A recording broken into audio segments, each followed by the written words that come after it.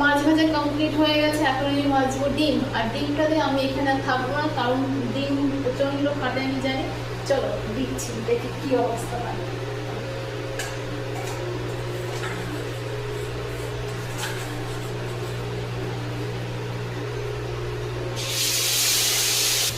মাছের ডিম ভাজা হচ্ছে এখন।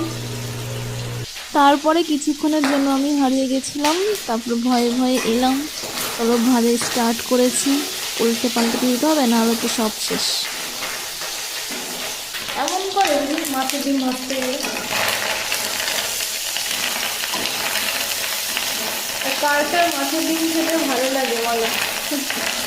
আমার কিন্তু বেশ লাগে খেতে। এটা হচ্ছে রুই মাছের ডিম।